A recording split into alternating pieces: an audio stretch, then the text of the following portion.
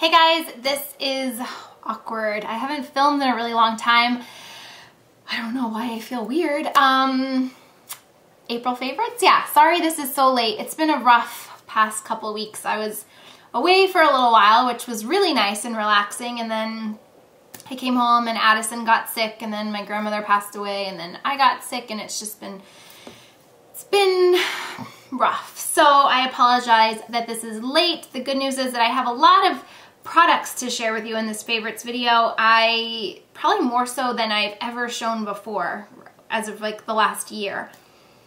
I don't know, I just have a lot to talk to you guys about, so I'm gonna just jump right in. The first thing I wanna talk about is skin. Actually, most of the stuff that I have is for my skin. I have 3 makeup items, the rest is all skincare, but I think that's important, especially when the weather's getting nice and you're out in the sun a lot more and your skin is exposed and you're getting a tan. You just wanna make sure to protect your skin. So I have 2 products that I've really been enjoying as far as an SPF goes. The first one I picked up during the Sephora VIB Rouge sale. It is the Tarte Guard, and it's basically just a sunscreen moisturizer. It has SPF 30. Packaging's really pretty and it's kind of rubbery. They do make a smaller version of this, which I think I might pick up because it's just easier to travel with, but essentially it is just a moisturizer with SPF. This has been my base as soon as I'm done cleansing my face. It doesn't leave any kind of white cast and it doesn't smell like your typical sunscreen. So I really like that. And then First Aid Beauty came out with a couple new items for containing SPF, which is awesome because I am a huge fan of the brand. It's harder to find more natural products that contain SPF, but First Aid Beauty came out with this new 5-in-1 face cream, again SPF 30, said to prevent and reduce wrinkles, correct uneven skin tone, filter UVA and UVB rays, nourish and moisturize, and combat free radicals, and has a really cool little pump. And again, I've just kind of been interchanging these 2, and I just use it after I cleanse my face. I use this as a primer sometimes too if I want to skip the primer. May is actually Melanoma Awareness Month. I am a freak when it comes to skin cancer. Like, I'm so scared of having it because I fake and baked for a long time in my life. I was living in tanning beds when I was in high school. I regret it every day. Since switched to spray tans, which is obviously a lot healthier. I was in Punta Cana a couple weeks ago.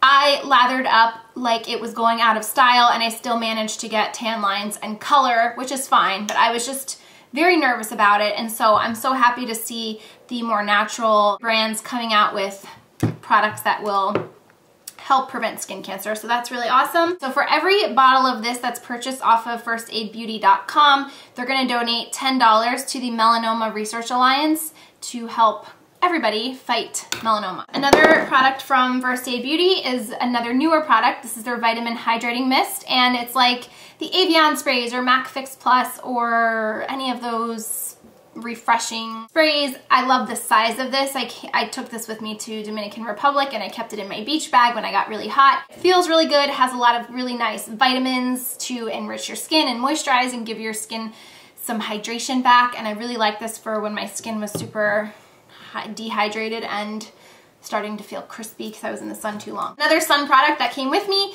is by Erin. It's their beach cream for hair and body. I believe this was limited edition last year or the year before, but I know you can still get this right off of Estee Lauder's website. And I haven't really been using this in my hair, but I've been using it more so as a moisturizer, especially after I was spray tanned.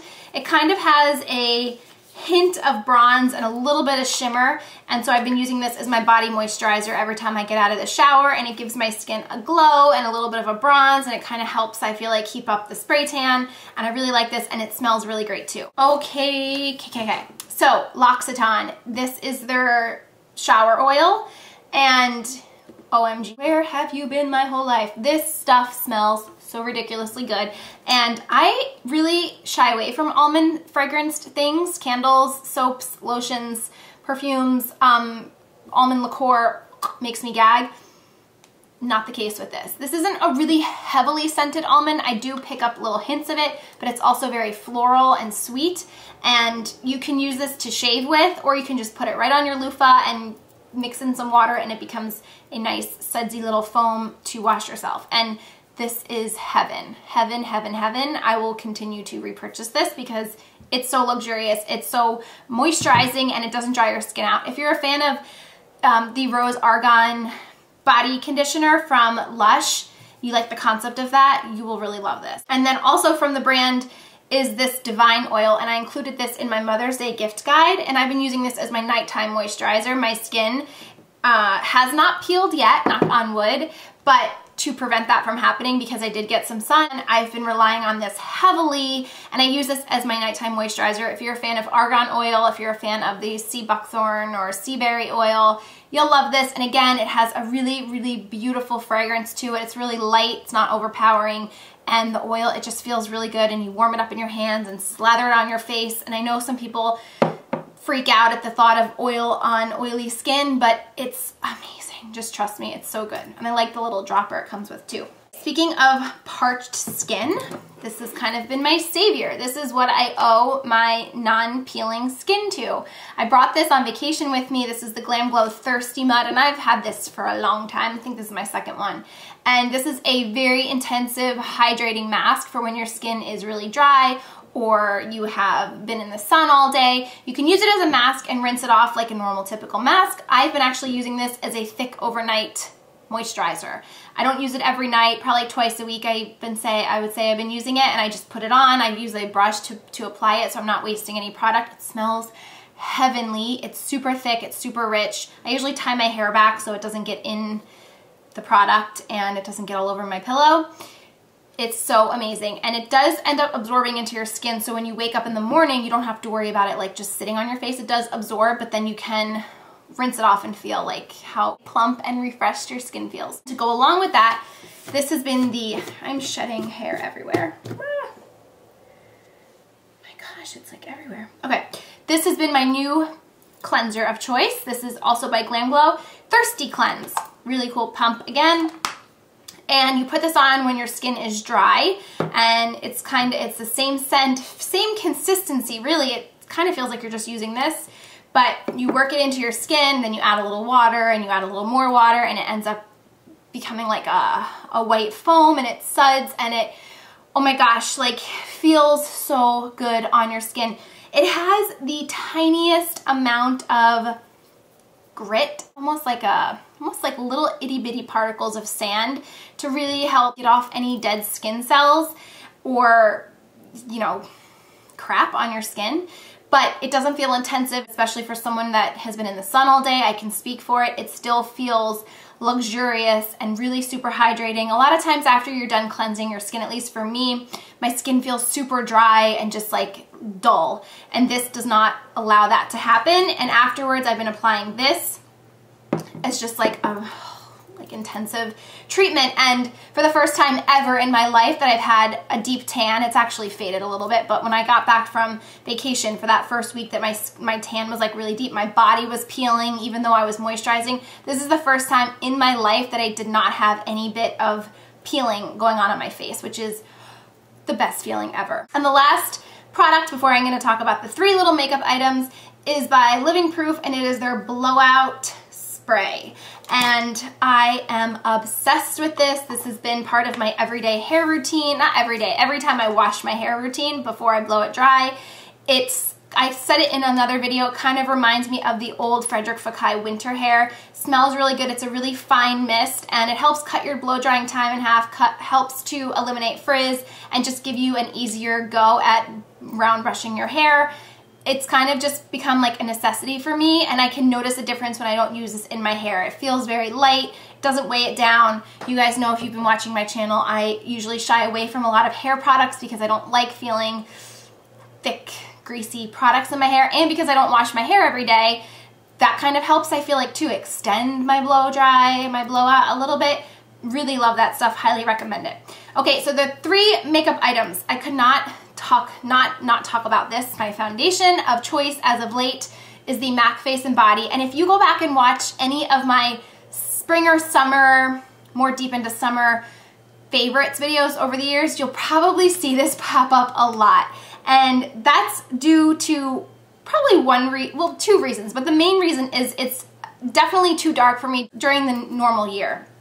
It's C5, which I'm normally like an NC25, NC30. I'm usually like in the face and body foundation, like between a C3 and a C4.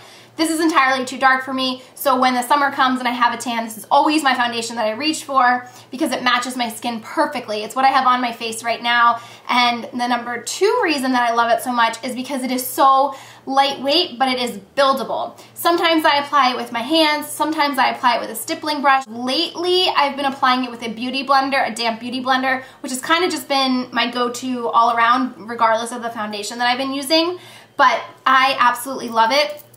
It does come in a smaller version now. I've had this for a long time, a long time, but I checked with the MAC counter last time I was there and it smells fine. They still thought it was fine. The consistency was like perfect still. So I'm still using it and it looks amazing on your skin. It's so lightweight. You can use it on your body, like if you have tan lines that you want to cover, but it does not contain SPF, so you can be photographed with this and not have to worry about any flashy white casts happening. I just really love this. I wish that I would have had the smaller bottle because I've had this forever and I probably am down to like here. Like a little bit goes a long way. I love this foundation. If you're looking for a lightweight but still some coverage of a foundation, definitely check out MAC Face and Body because I think it's like the best summer foundation that I could find. And then their Pro Longwear Concealer. And again, I reached for this because it's too dark for me normal year, like throughout the year. It's in NC30, which is my foundation color, but I use this under my eyes. I went into MAC recently and had my makeup done. They ended up combining the Pro Longwear Concealer and Face and Body and using it as my foundation, and I loved it so much, which is why I ended up buying this in a deeper color because I told her I had C5 and I needed it to be a little bit lighter, so she said to lighten it up with a lighter shade of Pro Longwear Concealer. So that's another option if you want a nice foundation coverage. But for me, for using it under my eyes, this has been the perfect shade because I usually go a shade or 2 lighter under my eyes, and this one is perfect right now, and it goes so well with this shade of Face and Body foundation. This does not budge. The last time I ran out, I don't think I repurchased because I have so many darn concealers in my drawer that I didn't need another one, but using this again has reminded me why I love it so much. If you are looking for a good under eye concealer that you don't need to worry about setting, that you can even apply and use as an eyeshadow primer and not having to worry about your eyeshadow creasing, this stuff's great. The only complaint that I have is the same complaint that I had when I tried it years ago. It's that the pump disperses way too much, so I end up wasting product each and every time I use it. I wish they could fix that, but it's still worth it to me. Love this stuff. And lastly is bronzer, and this is So Ceylon. I don't know if it's available now. This one, again, is such an old product. Probably one of the first mineralized skin finishes I had ever purchased from MAC, but they do re-promote it from time to time. It might even be available now. This is probably my most favorite sunny bronzer I've ever tried in my entire life. Of all the bronzers in my collection right now, over the years that I've had, matte bronzers, sunny bronzers, glowy bronzer, this is it. And every time I have somewhat of a tan, I reach back for this and I'm just like, oh, why did I ever stop using this? It's all that I have on my face now. I don't even have any blush on. I just bronzed it up to give myself a glow. It's so beautiful. You guys all need to have this. Even if you have a drawer full like I do, I just feel like nothing else compares. No other bronzers that I have compares. It has some rosy pink undertones, so you can get away with using it as a cheek product and not have to worry about blush. I just love it so much. So if it is available, pick it up, and if it's not and it comes back, pick it up. So that's it for makeup. The last thing I want to talk about is this bracelet from Stella Dot, and this is their Visionary bracelet. I actually have it stacked pretty stacked today, but this is a Visionary bracelet. It's very colorful, and they made this bracelet specifically for autism awareness last year and then re-promoted it this year for April. And the reason that I am talking about it now, not only because I love it and look how well it pairs, but they are continuing to donate proceeds until the quantity sells out to autism, which is very near and dear to my heart. Normally they just do the foundation for the 1 month, but they actually decided to extend it into, they don't have any left to sell. So that is really exciting. If you are a supporter of autism awareness or know somebody that it hits close to home and you want to do your part to contribute, it's also such a pretty colorful, bright bracelet to wear in the summertime, and it, like I said, goes so well with like any gold or silver bracelets. Rainbow, it's pink, blue, orange, green, yellow, A little bit of sparkle, rhinestones, and then it has the adjustable toggles at the end. So I'm really happy that they're doing that, because the more money to the research and the cause, the better. So I hope you guys enjoyed this favorites video. I'm sorry again that it's so late. I just have to get back into my groove of things. I have a lot of videos and exciting things planned. I've been updating on my blog a lot more. So thank you so much for all of your support and for watching this video, and I will talk to you soon. Bye. I hope it inspires you to get into your closets and clean out and make room for some fresh new fashion, trendy, non-trendy, basic pieces for spring and summer.